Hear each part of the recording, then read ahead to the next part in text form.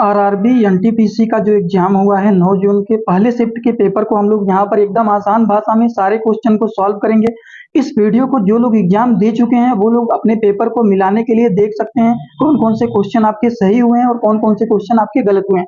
और जो लोग अभी एग्जाम नहीं दिए हैं, जिन लोगों का एग्जाम होने वाला है, वो लोग तो एकदम ध्यान से देखना, क्योंकि आप लोगों को यहाँ पर यह अनुमान लग जाएगा किन किन सब्जेक्ट से, किन किन टॉपिक से किस किस तरह के क्वेश्चन बन रहे हैं। ये सारी जानकारी आप लोगों को यहाँ पर हो जाएगा और इतने अच्छे तरीके से आप लोगों को ये सॉल्व कराऊंगा। अगर आप एक बार इसको देख लेते हैं तो बहुत सारी जानकारी आप लोगों को हो जाएगा कि अगले पेपर में किस तरह के क्वेश्चन आने वाले हैं और आप लोग कैसे उसको सॉल्व कर सकते हैं। ये सारी की सारी बात आप सभी लोगों को यहाँ पर बताऊंगा। तो चलिए वीडियो को शुरू करते हैं बिना देर किए हुए। सबसे पहले क्वेश्चन को हम लोग सॉल्व करते हैं। दोस्तों, सबसे पहला जो क्वेश्चन है वो है 2024 में भगवान बिरसा मुंडा की 150वीं जयंती के अवसर पर किस विशेष दिवस का आयोजन किया गया? आदिवासी अधिकार दिवस, जनजाति एकता दिवस, जनजाति गौरव दिवस या फिर स्वतंत्रता संग्राम समृद्ध दिवस, स्वतंत्रता संग्राम स्मृति दिवस। तो इनमें से सही जवाब क्या होगा वो सभी लोग कमेंट बॉक्स में जरूर बताना, जो लोगों का एग्जाम होने वाला है और जो लोग दे चुके हैं इसका करेक्ट आंसर कौन सा लगाए हैं वो जरूर बताएं। वैसे इसका सही जवाब जो है वो है जनजाति एकता जनजाति गौरव दिवस, मतलब this question is right answer option से। इसका सही जवाब ऑप्शन से होगा, लेकिन बहुत सारे लोग जब पढ़ करके जाते हैं तो जनजाति से, इसीलिए जनजाति और जनजाति दोनों जगहों पर लिखा गया है। कभी भी किसी भी क्वेश्चन में अगर एक ही वर्ड को दो जगह रिपीट करता है तो यहां से आप वैसे भी अनुमान लगा सकते हैं कि ये दोनों क्वेश्चन में से कोई ना कोई एक सही ही है। इसीलिए ये घुमाने के लिए एक ही वर्ड को दो जगहों पर लिखा गया है। इस तरह से एग्जाम में आप अनुमान भी लगा सकते हैं कि एक ही वर्ड को दो जगह लिखा गया है, मतलब इन्हीं दोनों में से कोई ना एक सही होगा। तो इस क्वेश्चन का सही जवाब जनजाति गौरव दिवस है। थोड़ा बहुत एलिमिनेट करने भी आप लोगों को आना चाहिए, एलिमिनेशन का ही क्वेश्चन है। अगर आप एलिमिनेट कर लेते तो आपको बस यही दोनों क्वेश्चन में से एक सही जवाब लगाना था। समझ गए आप लोग? तो चलिए हम बात करते हैं अगले क्वेश्चन की। अगले क्वेश्चन की ओर हम आगे बढ़ते हैं। अगला क्वेश्चन जो है दोस्तों वो है किस कीबोर्ड शॉर्टकट का उपयोग किसी टेक्स्ट को कॉपी और पेस्ट करने के लिए किया जाता है? आपको ये बात समझ में आ गया होगा कि ये आपका कंप्यूटर का क्वेश्चन है। तो क्या होगा इसका सही जवाब? इसका सही जवाब है वो है ऑप्शन सी, यही इसका करेक्ट आंसर है। कंट्रोल सी दबाते हैं तो ये कॉपी हो जाता है और इसको पेस्ट करने के लिए कंट्रोल वी। और एक बात और आप लोगों को बताना चाहता हूं, इसी ही चैनल पर एक ऐसा वीडियो बनाया गया है जिसमें कंप्यूटर के सारे क्वेश्चन को कराया गया है। आप इस वीडियो में जाएंगे, इस चैनल पे जाएंगे, वीडियोज पे क्लिक करेंगे, कंप्यूटर के सारे क्वेश्चन वाला वीडियो आप लोगों को मिल जाएगा।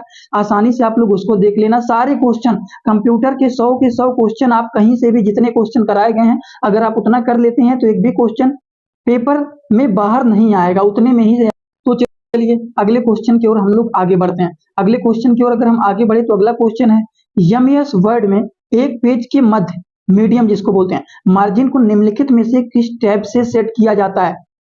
रिव्यू टैब से या फिर पेज लेआउट टैब से या फिर डिजाइन टैब से या फिर व्यू टैब से?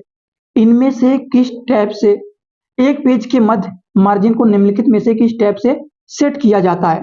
तो किस टैब से सेट किया जाता है?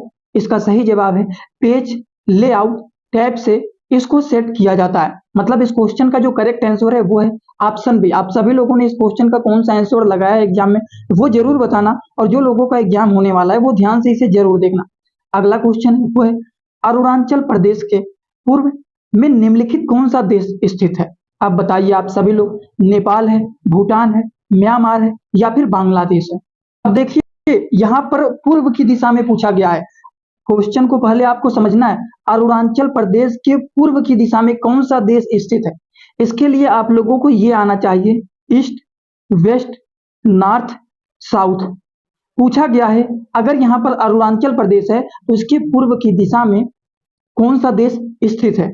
नेपाल है कि भूटान है कि म्यांमार है कि बांग्लादेश है? इसका जो करेक्ट आंसर है वह है म्यांमार। अरुणाचल प्रदेश के पूर्व की दिशा में म्यांमार स्थित है। तो शायद आप लोगों को ये भी क्वेश्चन समझ में आया होगा। जो लोग का थोड़ा बहुत मैपिंग सही होगा वो लोग इस क्वेश्चन को गलत करके नहीं आए होंगे। अब बात करते हैं अगले क्वेश्चन की। अगला जो क्वेश्चन है ये क्या कर रहा है, ये है पोषण अभियान का। ये जो पोषण अभियान है ये किसके द्वारा शुरू किया गया था, ये क्वेश्चन पूछा गया है। अब पोषण अभियान के बारे में अगर आप लोगों ने पढ़ा होगा तो इसके बारे में थोड़ा बहुत तो जानकारी होगा ही कि ये स्वास्थ्य मंत्रालय के द्वारा या फिर महिला एवं बाल विकास मंत्रालय के द्वारा, या शिक्षा मंत्रालय के द्वारा, या फिर ग्रामीण विकास मंत्रालय, किसके द्वारा पोषण अभियान शुरू किया गया था? अगर आप लोगों ने थोड़ा भी इसके बारे में पढ़ा होगा तो इसका सही जवाब आप लोग लगा करके आए होंगे कि महिला एवं बाल विकास मंत्रालय के द्वारा ही शुरू किया गया था पोषण अभियान। इसके लिए मैंने आप लोगों को एक ट्रिक भी बताया था। क्या ट्रिक बताया था वो आप लोग समझ लीजिए। पोषण मतलब पालन पोषण की बात किया जाता है, तो पालन पोषण कौन करता है? घर की माता करती हैं। बच्चों का पालन पोषण माता पिता करते हैं, तो माता मतलब महिला। तो पोषण अभियान महिला एवं विकास बाल विकास कल्याण, महिला क्या करती हैं? बच्चों का पालन पोषण करती हैं। एक ट्रिक बना करके आप समझेंगे तो अगले शिफ्ट में अगर या फिर अगले पेपर में इस तरह के क्वेश्चन आते हैं तो आप कभी भी गलत नहीं करेंगे। पोषण अभियान, पोषण का मतलब होता है पालन पोषण। पालन पोषण मतलब महिला करती हैं। किसका पोषण करती हैं? बालक का करती हैं, बच्चों का करती हैं। तो पोषण अभियान जो है महिला एवं बाल विकास मंत्रालय के द्वारा ही शुरू किया गया था। तो चलिए हम बढ़ते हैं अगले क्वेश्चन की ओर, थोड़ा सा और भी इसका एक्सप्लेनेशन समझ लेते हैं।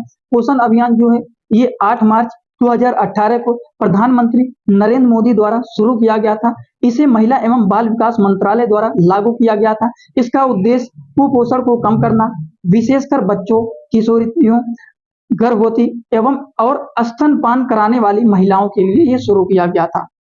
ठीक, तो ये भी क्वेश्चन के बारे में हम लोगों ने समझ लिया। अगला क्वेश्चन जो है दोस्तों वो है, हम डेटा को व्यवस्थित मतलब हम डेटा को अरेंज क्यों करते हैं? अगर कोई भी डेटा है तो हम उसको अरेंज क्यों करते हैं? ताकि डेटा मिट ना जाए, ताकि डेटा मिट जाए, ताकि डेटा को छुपाया जा सके, या फिर डेटा सुंदर दिखे, या फिर डेटा को व्यवस्थित और आसानी से समझा जा सके। इसीलिए हम डेटा को अरेंज करते हैं। डेटा को अरेंज क्यों करते हैं हम? अगर आप लोगों ने थोड़ा बहुत कंप्यूटर पढ़ा होगा तो इसका सही जवाब आप लगा करके आए होंगे। ये जो होता है हम डेटा को अरेंज इसलिए करते हैं ताकि डेटा को व्यवस्थित और आसानी से उसको समझा जा सके। अब एक शब्द यहाँ लिखे हैं, एक शब्द यहाँ लिखे हैं, एक शब्द यहाँ लिखे हैं, अब कहेंगे कि इसको पढ़ के बताओ, तो जो जिस भाषा में लिखा है वही उसको समझ पाएगा। और डेटा को इसलिए अरेंज करके लिखा जाता है कि कोई भी उसको आसानी से पढ़ सके और समझ सके, इसीलिए हम डेटा को अरेंज करते हैं। तो इसका सही जवाब ऑप्शन डी है। डेटा को इसलिए अरेंज किया जाता है जिससे वो व्यवस्थित रहे और आसानी से उसको समझा जा सके, इसीलिए डेटा को अरेंज किया जाता है। अब हम बात करते हैं अगले क्वेश्चन की। दोस्तों अगले क्वेश्चन की ओर अगर हम आगे बढ़ें तो ये हाल ही में, अब हाल ही मतलब रिसेंटली का बात किया जा रहा है, करंट की बात पूछा गया है थोड़ा बहुत, इसीलिए न्यूज देखना भी जरूरी होता है। किस देश को ब्लाइंडनेस से मुक्त घोषित किया गया? बताइए। अब हाल ही में ऐसा कौन सा देश है जिसको ब्लाइंडनेस से मुक्त घोषित किया गया है? घाना, नाइजीरिया, चाड या फिर इथियोपिया? कौन से देश ने हाल ही में ब्लाइंडनेस को मुक्त घोषित किया है? तो वो है नाइजीरिया। नाइजीरिया ने ही हाल ही में ब्लाइंडनेस को मुक्त घोषित किया है। चलिए दोस्तों अगले क्वेश्चन की ओर आगे बढ़ते हैं। अगला क्वेश्चन है, सुनीता विलियम्स कुल कितने दिन अंतरिक्ष में रही? अब बताइए, सुनीता विलियम्स जो है ये कितने दिन तक अंतरिक्ष में रही थी? 150 दिन तक, 200 दिन तक, 286 दिन तक, या फिर 300 दिन तक? ये आपके जीके के क्वेश्चन है। इस तरह के क्वेश्चन इसमें बहुत ज्यादा बन रहे हैं, और जो लोग पेपर देने वाले हैं, जिनका पेपर आगे अभी होने वाला है, वो थोड़ा सा अपना जीके मजबूत करके जाना, क्योंकि इस तरह के क्वेश्चन बन रहे हैं। हर शिफ्ट में आप देखेंगे इस तरह के बहुत सारे क्वेश्चन आ रहे हैं। तो अगर हम बात करें सुनीता विलियम्स जो है कुल कितने दिन तक अंतरिक्ष में रही थी? वो दोस्तों 286 दिन तक रही थी।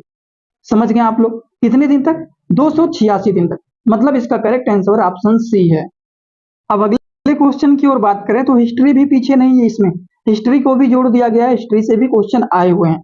इतिहासकार सर हिंदी ने किस वंश को तुर्की के खलीफा से जोड़कर बनाया गया है? मौर्य वंश को, कि गुप्त वंश को, कि मुगल वंश, या फिर सातवाहन वंश? इनमें से कौन से वंश को तुर्की के खलीफा से जोड़ करके बनाया गया है? आप लोगों ने इसका करेक्ट आंसर क्या लगाया हुआ है? अपने एग्जाम में इसको कौन सा क्वेश्चन आंसर सही करके आए हैं वो आप कमेंट बॉक्स में जरूर बताना। वैसे इस क्वेश्चन का जो करेक्ट आंसर है वो है मुगल वंश, और इसके आप लोगों को एक्सप्लेनेशन भी दूंगा क्योंकि ये जरूरी है जानना आप सभी लोगों को। देखिए, इतिहासकार सर हिंदी ने मुगल वंश को तुर्की के खलीफा से जोड़ा है। क्योंकि मुगल शासक जो होते हैं, मुगल शासक अपने आप को तुर्की के खलीफा से संबंध रखते थे और इसीलिए मुगल वंश ने इसको जोड़ा था। अब देखिए अगले क्वेश्चन की ओर हम आगे बढ़ते हैं। अगला क्वेश्चन है, अगर आप माइक्रोसॉफ्ट विंडो में Alt प्लस टैब को दबाते हैं तो क्या होगा? अब बताइए, अगर आप अपने पीसी पर बैठे हुए हैं और कीबोर्ड पे दबा रहे हैं Alt प्लस टैब, तो उसमें क्या होता है? तुरंत विंडो टास्क मैनेजर खुल जाएगा, वर्तमान खुले प्रोग्राम के लिए विंडो नियंत्रण मेनू नीचे आएगा, या फिर प्रोग्राम ग्रुप टैब या फिर डॉक्यूमेंट के बीच में स्विच कर सकते हैं, या फिर खुले एप्लीकेशन के बीच में स्विच किया जा सकता है। अगर आपके पास लैपटॉप है तुरंत यहीं पर वीडियो को रोक देना, अगर आपके पास लैपटॉप है तुरंत आप यहीं पर वीडियो को रोक देना, एक बार ट्राई कर लो, एक बार आप दबा करके देखो क्या ओपन होता है, क्या नहीं ओपन होता है, क्या होता है, आपको समझ में आ जाएगा। वैसे इस क्वेश्चन का जो करेक्ट आंसर है वो है खुले एप्लीकेशन के बीच में इसको स्विच किया जा सकता है, इसीलिए अगर आप ये दबाते हैं तो इससे स्विच किया जा सकता है। इसका करेक्ट आंसर ऑप्शन डी होगा। चलिए दोस्तों अगले क्वेश्चन की ओर आगे बढ़ते हैं। अगला क्वेश्चन क्या आया हुआ था? अगला क्वेश्चन जो है वह सहकारी समितियों के अनुच्छेद में संशोधन क्यों किया गया था? अब बताइए सहकारी समितियों के अनुच्छेद में संशोधन क्यों किया गया था? सहकारी समितियों की संख्या बढ़ाने के लिए किया गया था, या फिर सहकारी समितियों की कार्य प्रणाली को मजबूत और पारदर्शी बनाने के लिए किया गया था, कि सहकारी समितियों को निजी कंपनियों में बदलने के लिए किया गया था, कि सहकारी समितियों के करों को खत्म करने के लिए किया गया था? अगर आप थोड़ा सा पॉजिटिव वे में सोचेंगे तो बिना पढ़े ही आप इसका जवाब दे सकते हैं, बिना पढ़े आप इसका जवाब दे सकते हैं। अगर मान लीजिए सहकारी समितियों के अनुच्छेद में संशोधन किया गया है तो उसकी संख्या को बढ़ाने के लिए तो नहीं किया जा सकता है, सहकारी समितियों को खत्म करने के लिए तो बिल्कुल नहीं किया जा सकता। लेकिन अब देखिए यहाँ पर फिर एक उल्टी बात बोली गई है, सहकारी समितियों को निजी कंपनियों में बदलने के लिए, अगर बदलेगा भी तो इतना साफ नहीं बताएगा कि इसको हमें बदलना है, ठीक, थोड़ा गुप्त रहेगा। तो सहकारी समितियों को निजी कंपनियों में बदलने के लिए किया गया था, ये भी गलत है। जो सही पॉजिटिव वे में वर्ड लिखा गया है वो यही है, सहकारी समितियों की कार्य प्रणाली को मजबूत और पारदर्शी बनाने के लिए संशोधन किया गया है। मतलब इस क्वेश्चन का जो सही जवाब है वो है ऑप्शन बी। ऑप्शन बी इसका सही जवाब है, सहकारी समितियों की कार्य प्रणाली को मजबूत और पारदर्शी बनाने के लिए संशोधन किया गया था। तो कुछ क्वेश्चन ऐसे भी आएंगे जिसको आप अपने दिमाग से थोड़ा सा समझ करके भी उसको सॉल्व कर सकते हैं। इस क्वेश्चन को तो बिना पढ़े ही आप सॉल्व कर सकते हैं कि किसी चीज का संशोधन होगा तो संख्या बढ़ाने घटाने की बात नहीं यहाँ पे हो रहा है, कंपनियों को निजी बदलने की ये सारी बात यहाँ पर नहीं किया जा रहा है। अब देखिए इसको खत्म करने के लिए भी नहीं संशोधन होगा कोई, उसके कार्य प्रणाली को मजबूत और पारदर्शी बनाना, ये थोड़ा सा पॉजिटिविटी यहाँ पर दिखाई दे रही है, मतलब यही सही जवाब होगा। तो चलिए अगले क्वेश्चन की ओर आगे बढ़ते हैं। अगला जो क्वेश्चन आया हुआ है, अगला जो क्वेश्चन है ये भारत और सिंगापुर की सेना का अग्नि योद्धा संयुक्त सैन्य अभ्यास कहाँ आयोजित किया गया था? जम्मू कश्मीर में किया गया था, कि देवलाली महाराष्ट्र में किया गया था, कि पुणे महाराष्ट्र में किया गया था, कि मुंबई महाराष्ट्र में? अब यहाँ पर भी आपको एलिमिनेशन थोड़ा बहुत लग गया होगा, महाराष्ट्र तीनों में दिया गया है, मतलब ये तो नहीं हो सकता है, क्योंकि महाराष्ट्र जब हर जगह दिया गया है मतलब ये हमारे माइंड को घुमाने की कोशिश किया जा रहा है, मतलब इन्हीं तीनों में से एक सही जवाब होगा, और इसका जो सही जवाब है वो है देवलाली महाराष्ट्र। बात समझ गए, ऑप्शन बी इसका सही है। चलिए हम बढ़ते हैं अगले क्वेश्चन की ओर। अगला जो क्वेश्चन है दोस्तों है, वर्तमान में जम्मू और कश्मीर की सरकार किस गठबंधन के तहत बनी है? अब बताइए किस गठबंधन के तहत बनी है? तो इसका जो करेक्ट आंसर है जम्मू और कश्मीर नेशनल कांग्रेस कॉन्फ्रेंस और बीजेपी के गठबंधन के द्वारा ये सरकार बना हुआ है। सारे एक्सप्लेनेशन यहाँ पर लिखे गए हैं, पढ़ना चाहते हैं तो वीडियो को रोक करके आप पढ़ सकते हैं। कुछ ऐसे सार्टली क्वेश्चन आए थे जैसे कि 2025 के जलवायु परिवर्तन प्रदर्शन सूचांक, इसको जिसको बोलते हैं क्लाइमेट चेंज परफॉर्मेंस इंडेक्स में सबसे पहला स्थान कौन देश का है? तो वो है डेनमार्क का। अगले क्वेश्चन की ओर अगर हम आगे बढ़े तो ये तो बहुत ही जरूरी है आप लोगों को पढ़ना, हर एग्जाम में नृत्य से रिलेटेड क्वेश्चन आते ही हैं, जैसे कि निम्नलिखित में से कौन सा नृत्य ऐसा है जिसमें संगीत का उपयोग नहीं होता है?